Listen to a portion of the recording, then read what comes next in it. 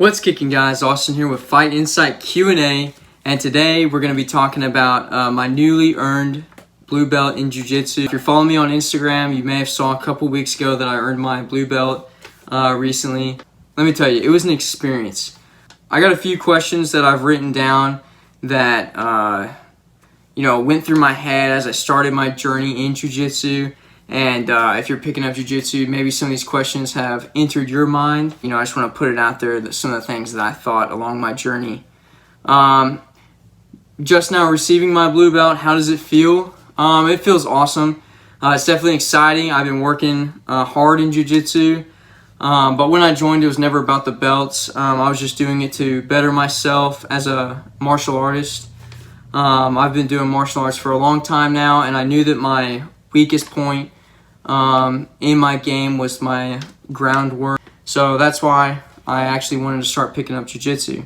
I would definitely say that my journey's just begun. This question is, what made you start training Jiu Jitsu? What made me start training Jiu Jitsu was one day I was searching for some tournaments to compete in. I was looking for some more karate competition. And as I was searching through, I saw a little grappling tournament pop up. And it wasn't anything big. It was just a small organization.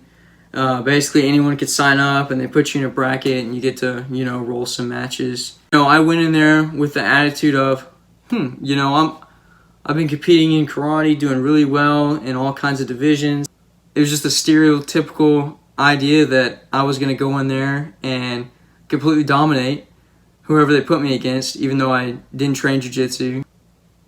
Yeah, it definitely did not go out the way I thought it was going to. Smart, be smart. Be smart, Caleb. Get your guard back and then get that. See where he's going. See where he's going first. Stay calm. Stay calm, let him lead it.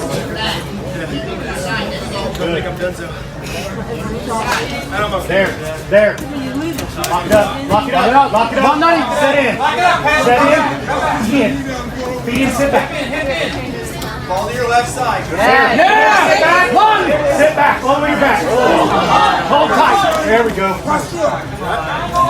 Hey. Woo. Good job. I got completely obliterated on the mat. Basically almost got my neck snapped. It was definitely a humbling experience. And I remember I wasn't embarrassed. I was definitely heartbroken. And I was disappointed.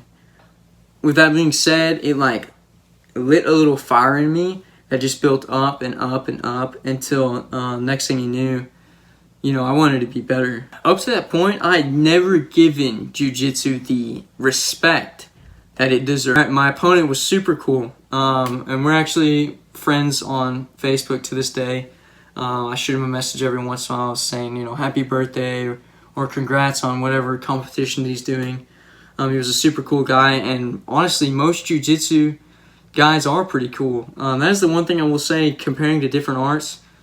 Jiu Jitsu teammates and coaches, they are all pretty laid back, and they're all pretty respectful to one another.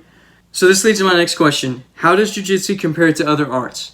So from my experience, comparing Jiu Jitsu to all the many years of me training different kinds of arts, most other arts can't compare. And this is where I'm going to receive a lot of hate in this video. But it is what it is. The world is evolving. Everyone has seen the UFC. Everyone has seen MMA. Everyone's watched, the old karate fight scenes. And, most of the stuff from karate, taekwondo, that self-defense, it's not the same anymore. If someone tries to attack you and bully you and they go to grab your shirt, you're not going to just grab their wrist, step into a horse stance and try to break their arm, back fist them. It's not going to work like that. Where have you seen someone that is going to attack someone just grab their shirt and stop right there? You don't. Nowadays, if someone is going to attack you in some way or form, or they're bullying you and they're getting physical and aggressive, they're always going to try to grab you, overpower you by either pushing you against something and then dropping for a tackle and taking you down and then more than likely they're going to be bigger than you. They're going to be using their sheer size to just, wail on you. Those traditional martial art dojos, they're not giving enough time in their training sessions to prepare you for something like that, right?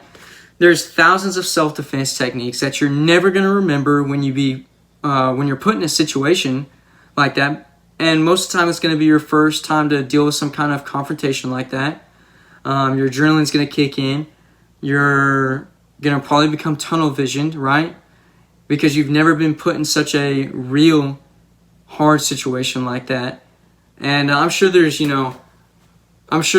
some more moderate dojos that are implementing more modern training and going to, learn other things to incorporate in their system. But I guarantee that most of them aren't, and that's what the problem is. Whereas Jiu-Jitsu, you're rolling matches every day, and if not every other day, but I guarantee most gyms are doing it every day.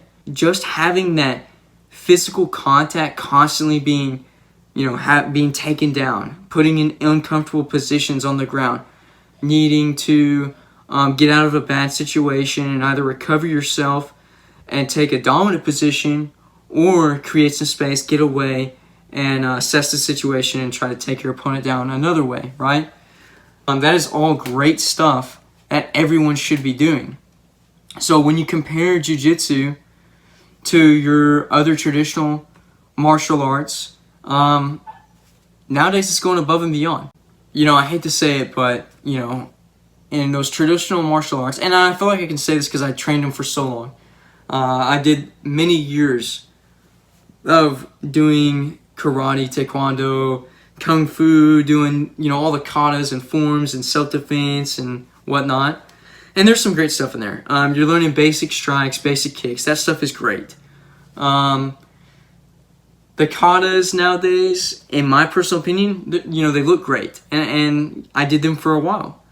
They look cool, but coolness isn't going to win or defend yourself in the street, A kata is not going to do diddly squat for you on the street. It's just not. You're not going to break down into, all your different stances and throw some knife hands in the air and yell a kata, scream. And that's not going to do nothing to an attacker that really wants to do you some harm. And then you've also got point sparring. Point sparring, it's fun. It's a great test of speed and accuracy, but in all reality, point sparring is not going to help you on the street. I did point sparring for many years, and in all reality, it doesn't compare to, real striking arts such as, boxing, kickboxing, Muay Thai, stuff like that. It's just, those are at a different level. The next question is, what are some tips for newly joined Jiu-Jitsu white belts? Go ahead and get it in your head that it's going to be hard. There are days that you are not going to want to do it. There are days that you're going to be sitting there getting crushed by someone that is 3 times your size, and you're sitting there underneath them as their sweat drips into your face, thinking, why am I doing this? Just go ahead and get it in your head that you're doing it to better yourself, not only physically, but mentally. There's going to be days that you get injured. There's going to be days that you get completely obliterated on the mat, that you're not, that, maybe there was a week where you're like, hey man, I think I'm really picking up on some things. And then there's going to be a week where everyone that you were tapping out the week before is now completely destroyed. There's going to be days where you're just going back and forth, back and forth. Stay strong and keep on going. It's not easy. This is not an easy art. And I can say that. I'm 130 pounds. And before that, I was lighter than that. It is a tough art. And there are going to be days that you do not want to do it. But it's definitely beneficial, and you're going to want to keep on training because it is a rewarding art. The cool thing about Jiu-Jitsu is it is an art where the people around you, they're wanting to better themselves as well. And more than likely, they're training outside of class. They're either working out, they're eating right. So it creates a good atmosphere to want to better yourself, right? It's so rewarding because then you go and you start putting extra time on taking care of your body. And then one day, you start, tapping people that may be better than you, or maybe you're keeping up with them. And then one day you enter in a competition, and the next thing you know, you're getting your arm raised. And that is an awesome feeling because what you're doing is working and you're starting to feel a little bit of success. The question is, what does the future hold for me and my jiu-jitsu? I just got my blue belt, and you know, you always hear the story of, hey, this guy just got his blue belt in jiu-jitsu and you never hear from him again. I don't feel that. I'm more excited than I ever have been. I'm ready to go out there and tear up the mats. I'm ready to go out there in competition and share the mats with fellow blue belts. Super excited to experience what the blue belt has in store for me. My journey's just beginning, and yeah. So I hope these were some questions that you know, may be in your head floating around as you start your jiu-jitsu career, and these are just some thoughts and experiences that I've had in the few years that I've started training jiu-jitsu and to where I am now. Some of the experiences that I've gone through and some of the thought process that have gone through my head. If you like this video, make sure to subscribe and follow me on Instagram at AustinCarlisle MMA. This is Austin with FightInSight Q&A. As always, keep kicking.